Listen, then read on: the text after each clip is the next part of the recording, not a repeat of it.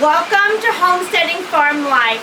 In today's video, I'm going to teach you a trick I use to keep the area underneath my roosting bars clean.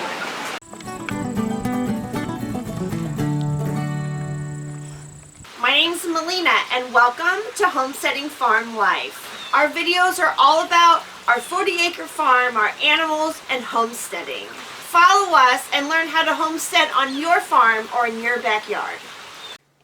Be sure to subscribe to my channel by clicking on the link below. A lot of us have empty feed bags that we don't know what to do with.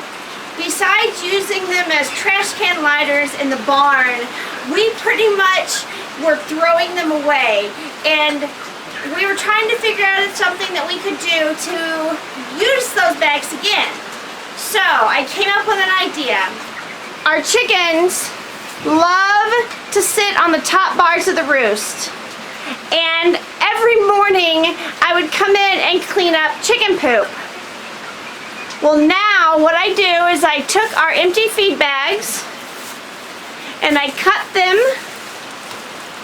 like so, and then I lay them underneath the roosting bars, and now it is simple and easy for me to come in every morning or every few mornings and just pull those bags out, clean them off, or just put in new bags if they're too badly soiled.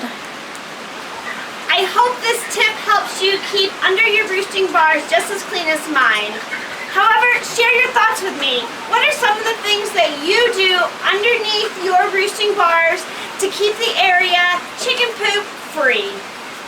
Don't forget, join me on my Facebook group all about homesteading. I would love to see your pictures, your videos, everything about your farm, your backyard, all of your homesteading. Please join me on Facebook. I'll include a link in the description down below.